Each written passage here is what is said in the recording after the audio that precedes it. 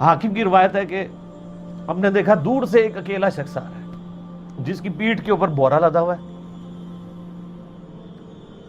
تو نبی علیہ السلام کی آپ محبت دیکھیں, آپ نے فرمایا کہ تو ابو ذر ہو جا.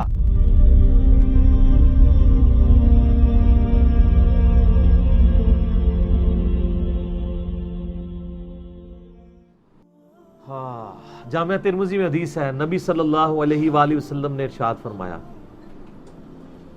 کہ اس نیلی چھتری کے نیچے ابو ذر غفاری سے سچا انسان کوئی نہیں ہے. کون کہہ رہا ہے؟ نبی صلی اللہ علیہ وآلہ وسلم, جو خود صادق اور امین ہے. اور جامعہ ترمذی میں ایک اور حدیث ہے, نبی علیہ السلام نے فرمایا کہ ابو ذر غفاری سے بڑھ کر کوئی عہد وفا کرنے والا اور زہد میں میری امت میں نہیں ہے. یہ میری امت میں عیسیٰ ابن مریم کی مثل ہے, ابو ذر غفاری. اور عیسیٰ ابن مریم وہ ہیں جن کے بارے میں روایتوں میں آتا ہے کہ وہ دنیا سے اتنے زاہد تھے کہ وہ برتن میں پانی بھی نہیں پیتے تھے. وہ کہتے تھے یہ بھی دنیا کا مال ہے, اپنے ہاتھوں میں پانی پیا کرتے تھے. یعنی دنیا کو 3 طلاقیں دی ہوئی تھی. تو نبی علیہ السلام فرمایا میری امت میں سیدنا عیسیٰ ابن مریم کی مثل زہد میں ابو ذر غفاری ہیں. تو ابو ذر غفاری رضی اللہ تعالیٰ عنہ علیہ السلام نبی علیہ السلام کے لاڈلے اصحاب میں سے تھے. صحیح بخاری میں ان کے قبول اسلام کا پورا واقعہ موجود ہے. ان تک جب دعوت پہنچی کہ اس طرح ایک پیغمبر آئے ہیں مکہ کی سرزمین میں جنہوں نے دعوی نبوت کیا, تو یہ انہوں نے پہلے اپنے بھائی کو بھیجا کہ خیر خبر لے کے آؤ, تو انہوں نے بتایا ہاں اس طرح ایک شخص ہے.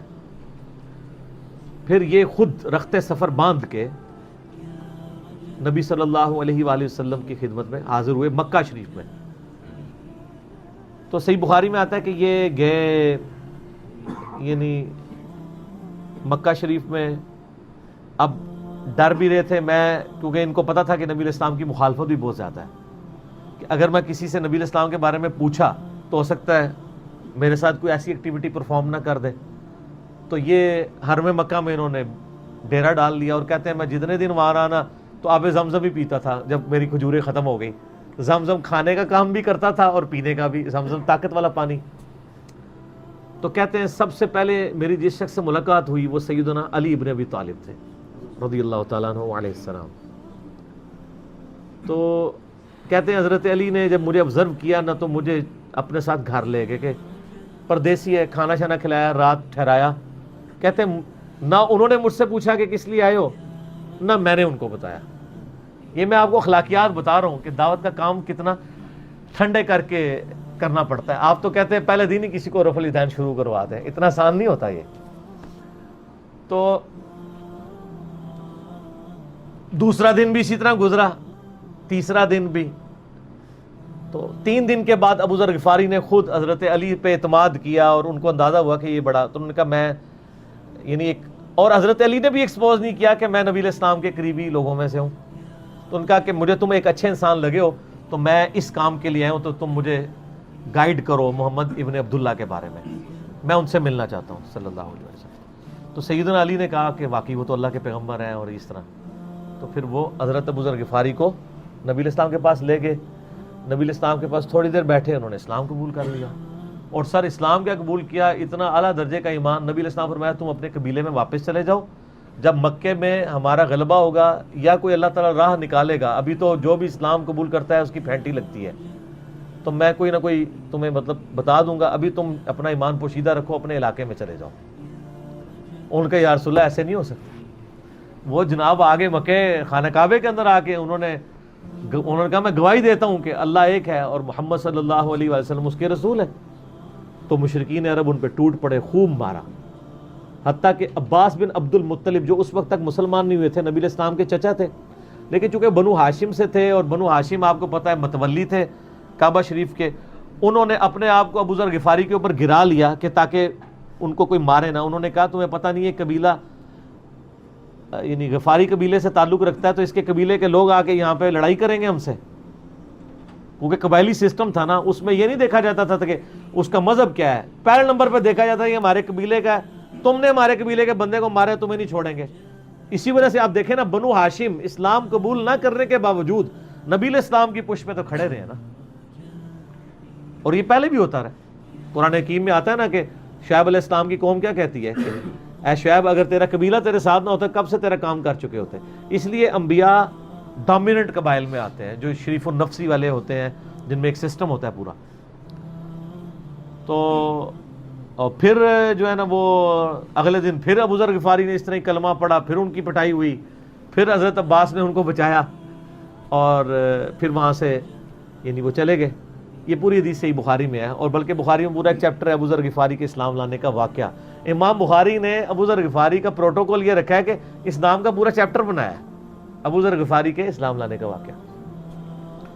باقی یہ درویش صفت آدمی تھے اور دنیا کو 3 طلاقیں دی ہوئی، اور وہ اس لیے کہ انہوں نے نبی علیہ السلام کو بڑا کلوزلی آبزرو کیا تھا۔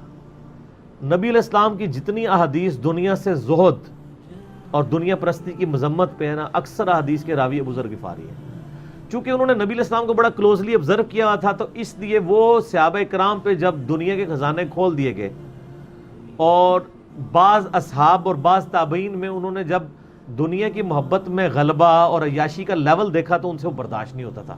انہوں تو نبی علیہ السلام کی صحبت کی ہوئی تھی، وہ کہتے تھے یہ دیکھو یار ہم لوگ تو فاقے کرتے تھے اور ہمارا پیغمبر ہمیں یہاں تک تعلیمات دیتا تھا کہ اے اللہ محمد اور آل محمد کو بس اتنا ہی رزق دینا کہ روح اور جسم کا رشتہ برقرار رہے۔ یہ حدیث بخاری و مسلم میں ہے، اور بخاری و مسلم میں حدیث ہے حضرت عمر کو نبی علیہ السلام نے ڈانٹتے ہوئے کہا جب وہ چٹائی کے نشان دیکھے، ان کا یا رسول اللہ رو پڑے کہ کیسر و کسرا تو دنیا کے مزے لوٹ رہے ہیں اور آپ اللہ کے نبی ہیں، تو آپ فرمایا کہ تم اس پہ خوش نہیں کہ وہ دنیا کے مزے لوٹیں اور تم آخرت کی سعادت لوٹو؟ اور لگتا ہے عمر تم پہ دنیا کی حقیقت آج بھی نہیں کھلی۔ جن لوگوں کے سامنے یہ ساری چیزیں تھیں، جن لوگوں نے نبی علیہ السلام کا وہ پیریڈ دیکھا تھا، پھر ان کو یہ بھی پتا تھا کہ بخاری و مسلم میں نبی علیہ السلام کے جو آخری خطبات میں سے شہدائے احد کے اوپر جو نماز جنازہ آپ نے 8 سال بعد پڑھی، اور وہاں پہ آپ نے جنازے یعنی ادھر قبرستان میں خطبہ دیا عبرت کے لیے، اور اس میں کئی چیزیں تھیں۔ ایک تو یہ تھی کہ یہ یہاں پہ وہ لوگ دفن ہیں جنہوں نے اسلام کے لیے قربانی دی ہے، اور ان کا پھل تم نے کھانا ہے، وہ دنیا سے اسی طریقے سے گئے ہیں، کفن میں نہیں دیا گیا کئی لوگوں کو۔ نمبر 2، اسی میدان میں مال غنیمت سمیٹنے کی وجہ سے ایک فتح شکست میں بدل گئی تھی، جبکہ اللہ کے نبی بھی موجود تھے، اللہ نے اس کا بھی لحاظ نہیں کیا، اور وہ فتح شکست میں بدل گئی کہ انہوں نے مال غنیمت لپیٹنے میں نبی علیہ السلام کی حکم عدولی کر دی، تو تاکہ بعد میں یہ معاملہ نہ ہو۔ تو وہاں آپ کا خطبہ بخاری مسلم دونوں میں ہے۔ آپ نے فرمایا کہ، اور حضرت عقبہ ابن عامر کہتے ہیں میں نے آخری دفعہ نبی علیہ السلام کو ممبر پہ اسی دن دیکھا تھا۔ آپ نے فرمایا کہ میں اللہ کی قسم اپنے حوض کوثر کو اس وقت دیکھ رہا ہوں، اللہ نے دکھا دیا، اور آپ نے فرمایا کہ مجھے یہ خطرہ نہیں ہے کہ تم میرے بعد شرک کرنے لگو، لیکن مجھے ڈر ہے کہ تم دنیا کے مال میں پھنس جاؤ گے اور پھر تم ایک دوسرے کو قتل کرو گے جس طرح اگلی قوموں نے کیا، اور تم بھی تباہ و برباد کر دیے جاؤ گے جس طرح اگلے۔ اس سے زیادہ کیسے آپ ڈر سناتے؟ اب یہ ساری چیزیں موجود تھیں۔ آپ فرمایا مجھے خطرہ یہ ہے کہ دنیا کا مال تم پہ کھول دیا جائے گا، ان قریب کیسر و کسرا کے خزانے تمہارے پاس آ جائیں گے، جو بخاری مسلم میں آتا ہے نا کہ نبی علیہ السلام نے کہا کہ مجھے اللہ نے 2 خزانے عطا کر دیے، ٹھیک ہے، زمین کی خزانوں کی چابیاں، اور جس سے وہ بریلویوں نے کچھ اور ہی عقیدہ بنا لیا۔ اس میں موجود ہے کہ کیسر و کسرا کے خزانے، یعنی آپ کو بتایا گیا کہ رومن اور پرشین امپائر جو ہے مسلمان فتح کر لیں گے یرموک اور قادسیہ کے اندر، اور مسلمانوں کے پاس وہ دولتیں آ جائیں گی، پھر آہستہ آہستہ وہ بھی اسی یعنی دنیا کی محبت کا شکار ہو جائے گی۔ اب یہ ساری باتیں حضرت ابو ذر غفاری کے سامنے تھی، حتیٰ کہ صحیح بخاری میں آتا ہے کہ ابو ذر غفاری کہتے ہیں مجھے دن یاد ہے کہ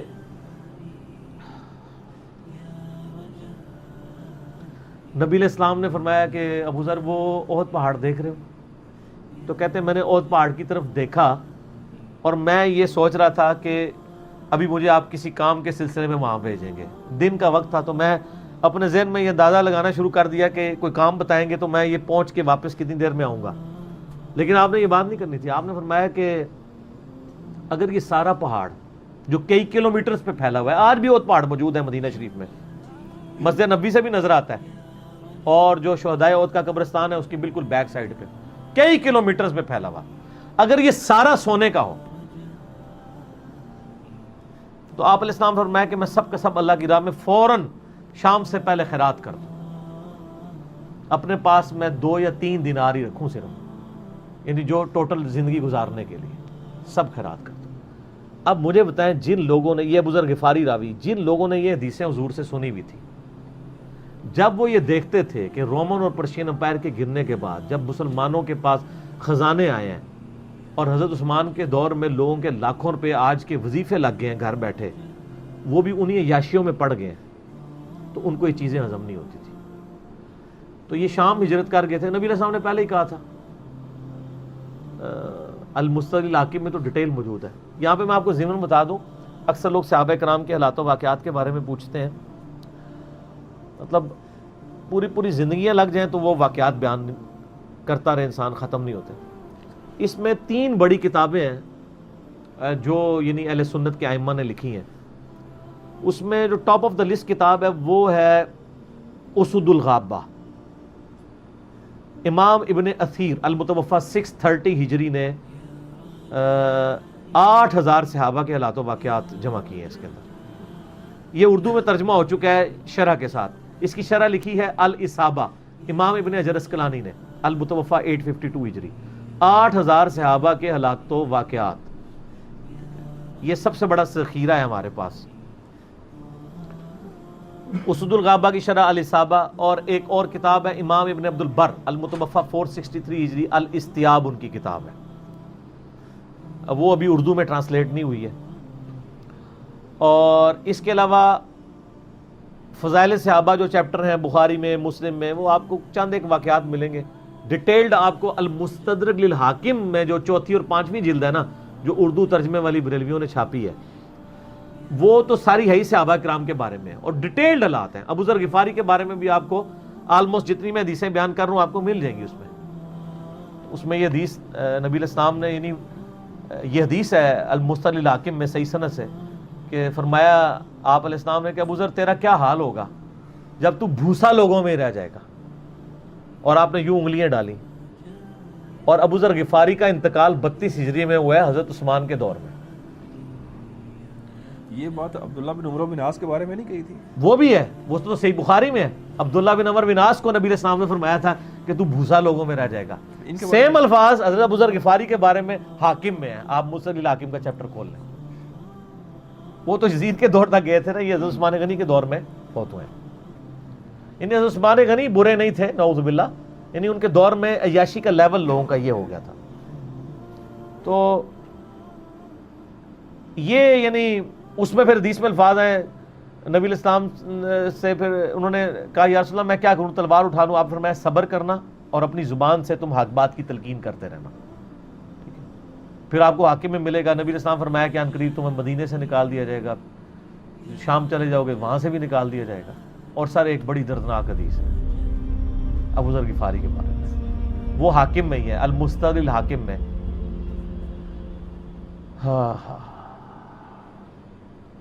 غزوہ تبوک آپ کو پتا ہے ایک ایسا غزوہ تھا جس میں جو شرکت نہیں کرے گا وہ منافق ڈکلیئر ہوگا، قرآن میں فتویٰ آ گیا تھا۔ اس سے پہلے کبھی نفیر عام نہیں تھی، یہ پہلا اور آخری موقع تھا، کیونکہ رومن امپائر سے ٹکرانا تھا، سپر پاور تھی دنیا کی، 1.5 لاکھ کی فوج لے کے کیسرے روم بارڈر پہ آ گیا تھا عرب کے۔ تو نبی علیہ السلام نے اناؤنسمنٹ کی کہ بھئی اب سب نے جانا ہے، جو نہیں جائے گا منافق شمار ہوگا، الا یہ کہ کسی کے پاس ریسورسز نہ ہو، یا کوئی مریض ہو، یا کوئی عورت ہو، یا کوئی معذور ہو۔ منافقین آگے بہانے کر رہے تھے، کچھ سادہ لوگ مسلمان بھی اس کا حصہ بن گئے۔ بخاری مسلم میں 3 اصحاب کی توبہ کا واقعہ بھی موجود ہے، وہ بھی میری ویڈیو ریکارڈڈ ہے۔ تو کعب بن مالک کی رضی اللہ تعالیٰ عنہ علیہ السلام، تو کچھ لوگ جو ہے وہ یعنی اپنے ان معاملات کی وجہ سے کچھ پیچھے بھی رہ گئے۔ تو المستدرک الحاکم میں آتا ہے کہ صحابہ کرام کہتے ہیں کہ ہم نبی علیہ السلام کے ساتھ سفر پہ نکلے نا جب، تو نبی علیہ السلام کو آگے کوئی بتاتا تھا، کہتا تھا یا رسول اللہ وہ جو فلاں بندہ تھا نا وہ بھی کوئی نہیں آیا، پیچھے رہ گیا۔ تو آپ علیہ السلام پرواہ نہیں کرتے تھے۔ پھر بتایا گیا یا رسول اللہ وہ بھی کوئی نہیں، یعنی جڑے نعرے مارتے سن اچے اچے، جدوں ایتھے کسی کو دسایا جائے گا سر وہ تہاڈا پکا جڑا یار ہے بیلی وہ بھی کوئی نہیں جے، تو حضور علیہ السلام کو لوگ نا فیڈ بیک دیتے یا رسول اللہ وہ بھی غائب ہے، وہ بھی نہیں آیا۔ اب 30,000 کے لشکر میں آپ نے کوئی ریکارڈ تو نہیں رکھا تھا، رجسٹر تھا، لیکن کدھر 30,000 بندوں میں کدھر کوئی رکھ سکتا ہے صاحب اس طرح، یا رسول اللہ وہ بھی رہ گیا، وہ بھی۔ تو حضور علیہ السلام کہتے ٹھیک، آپ فرماتے تھے اللہ چاہے گا تو آ جائے گا, نہیں آئے گا تو نہیں آئے. تو کسی نے کہا کہ وہ ابو ذر غفاری بھی پیچھے رہ گیا. آیا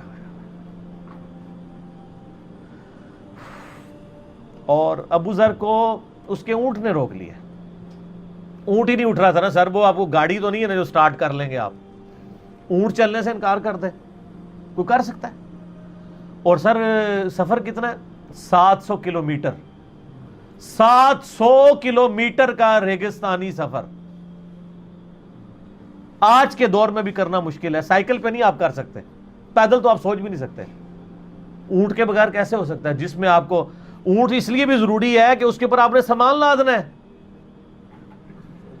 پانی نہیں راستے میں پینا. ریگستان میں تو کئی کلومیٹرز تک کچھ بھی نہیں ہوتا, بھوکے پیاسے مریں گے. پھر آپ قافلے سے بھی جدا ہیں. تو ابو ذر غفاری کوشش کرتے رہے کس طریقے اونٹ, اسی دوران قافلہ نکل گیا آگے, تو وہ اونٹ اٹھا ہی نہیں ہے. تو حضرت ابو ذر غفاری نے اپنا سامان اپنی پیٹھ پہ لاد لیا, پیدل چل پڑے ریگستانی سفر میں. حاکم کی روایت ہے کہ ہم نے دیکھا دور سے ایک اکیلا شخص آ رہا ہے جس کی پیٹھ کے اوپر بورا لدا ہوا ہے. تو نبی علیہ السلام کی آپ محبت دیکھیں, آپ نے فرمایا کہ تو ابو ذر ہو جا, یعنی جو آنے والا شخص ہے تو ابو ذر ہو. یعنی حضور نے خواہش کا اظہار کیا. آپ کو نظر تو نہیں آ رہا تھا یہ کون آ رہا ہے, آپ کی محبت, آپ کو پتا تھا ابو ذر غفاری نہیں رہ سکتا پیچھے. تو صحابہ کہتے ہیں آپ نے فرمایا تو ابو ذر ہو جا. تو صحابہ کہتے ہیں تھوڑی دیر بعد جب وہ قریب آئے تو ہم نے پہچان لیا ابو ذر غفاری ہیں. تو جب ہم نے پہچان لیا نا, تو حضور علیہ السلام نے ان کے پہنچنے سے پہلے آپ نے فرمایا ابو ذر کو دیکھو اکیلا آ رہا ہے, اکیلے ہی دنیا سے جائے گا اور قیامت دن بھی اکیلا اٹھایا جائے گا. دنیا سے کیا کہہ رہے گے. صحیح بخاری میں آتا ہے کہ حضرت عثمان غنی رضی اللہ عنہ کے دور میں چکے, یہ اس حدیث کا بھی کچھ حصہ باقی ہے, میں بعد میں بیان کروں گا, پہلے میں اس کو کنکلوڈ کر لوں کہ صحیح بخاری میں آتا ہے کہ حضرت ابو ذر غفاری شام چلے گئے تھے. وہاں پہ چونکہ گورنر تھے حضرت معاویہ رضی اللہ تعالیٰ عنہ, وہ قرآن کی وہ جو سورہ توبہ کی آیات ہے نا کہ جو لوگ سونا اور چاندی جوڑ کے رکھتے ہیں یہ گرم کر کے ان کی پیٹھوں پہ, ان کے ماتھے کے اوپر لگایا جائے گا قیامت والے دن. تو وہ یہ آیت پڑھا کرتے تھے اور حضرت معاویہ سے ان کا جھگڑا رہتا تھا کہ تم لوگ جو یہ مال جوڑ رہے ہو نا اور یہ اتنے خزانے تم لوگوں نے بنا لیے ہیں, یہ نبی علیہ السلام کی تعلیمات کے خلاف ہے. تو حضرت معاویہ کہتے تھے یہ تو اہل کتاب کے بارے میں آیات نازل ہوئی ہیں. تو وہ کہتے تھے نہیں, یہ سب کے بارے میں ہے. اب شرعی حکم یہ ہے کہ مال آپ جوڑ سکتے ہیں اگر آپ زکوٰۃ دے رہے ہیں, لیکن یہ پسندیدہ نہیں ہے. طریقہ نبوت یہ نہیں ہے. نبی علیہ السلام نہیں جوڑ سکتے تھے, پوری زندگی زکوٰۃ دینے کی نوبت نہیں آئی ہے, حالانکہ خمس ملتا تھا, خیرات کرتے تھے. ابو ذر غفاری کا جھگڑا یہ تھا کہ تم تو نبی کے صحاب ہو, تم لوگوں کو یہ زیب ہی نہیں دیتا کہ تم لوگ اس طرح کے محلات میں رہو اور اس طرح مال جوڑو. تو اب چونکہ سینئر صحابی تھے, ان کو ہاتھ ڈالنا بھی آسان نہیں تھا.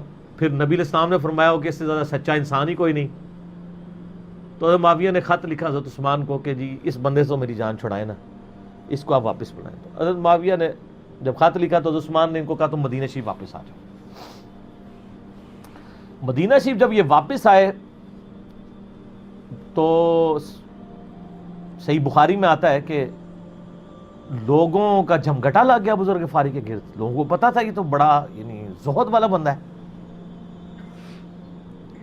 تو ابو ذر غفاری وہی حدیثیں سنایا کرتے تھے کہ حضور نے فرمایا یہ پہاڑ سونے کے برابر ہو تو میں خیرات کر دوں گا. جبکہ باقی صاحب کہتے تھے کہ مال جوڑنا جائز ہے اگر زکوٰۃ کوئی دیتا رہے. وہ یہ کہتے تھے کہ یار یہ تم لوگوں کو تو زیب نہیں نہ دیتا, یار تم لوگ تو یہ باتیں نہ کرو, تم لوگ نبی کی صحبت یافتہ ہو, تم لوگوں کو تو زہد ہونی چاہیے تم لوگوں کی زندگی میں. اب لوگوں کا ہجوم ان کے گرد لگ گیا اور پھر حضرت عثمان نے ان کو خلیفہ وقت تھے بلایا اور کہا کہ یار تو خود ہی مدینہ شریف چھوڑ کے یہاں سے چلا جا, تیری وجہ سے فتنہ کھڑا ہو رہا ہے. حضرت عثمان نے کہا کہ میں نے تو نبی علیہ السلام سے سنا تھا کہ حکمرانوں کی اطاعت کرنا، صبر کر لینا. تو ایک زبدہ نامی کا ایک گاؤں تھا مدینہ شریف کے پاس، شہر سے ہٹ کے، تو وہ پھر وہاں پہ ہجرت کر گئے. آپ دیکھیں ریونج کیسا تھا، لوگ کتنے ڈرے ہوئے تھے کہ ابو ذر اپنی بوڑھا شخص 80-90 سال کا بابا اپنی ایک بڑھیا بیوی کو لے کے اس عمر میں شہر بدر ہو رہا ہے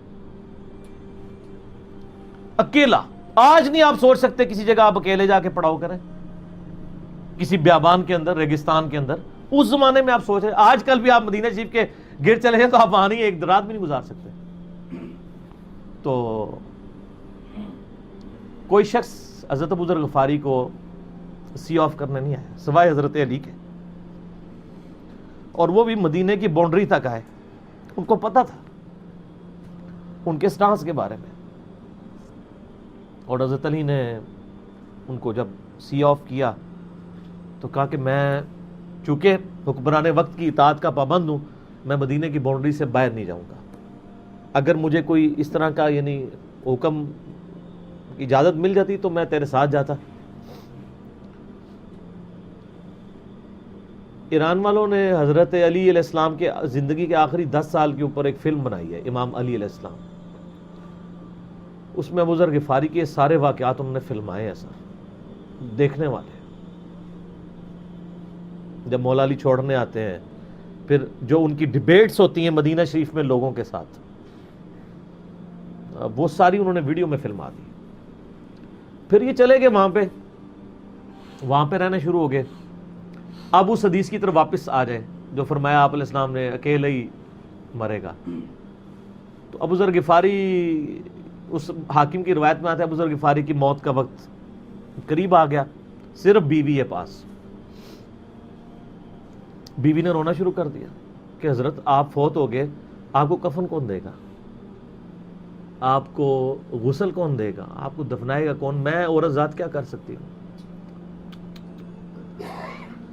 حضرت ابو ذر نے کہا کہ نبی علیہ السلام سے میں نے سنا تھا کہ تو اکیلا مرے گا، پھر مسلمانوں کا ایک قافلہ وہاں سے گزرے گا جو تجھے کفن دے کے دفنائے گا اور جنازہ بھی پڑھے گا. تو نے فکر نہیں کرنی، جب میں مر جاؤں تو میری لاش کو چوراہے پہ رکھ دینا، گزرگاہ پہ، جو یعنی مدینہ کی طرف راستہ آتا تھا گاؤں ایریا سے گزر کے. اللہ میرا بندوبست کر دے گا. وہی ہوا کہ ان کے مرنے کے بعد مسلمانوں کا ایک قافلہ دور سے آ رہا تھا. تو اسی مستقل حاکم کی حدیث میں آتا ہے کہ سر قافلہ بھی سنے پھر کون ہے، عبداللہ ابن مسعود رضی اللہ عنہ. ابو ذر غفاری بھی زہد کے امام، ابن مسعود بھی زہد کے امام، ابو درداء بھی زہد کے امام.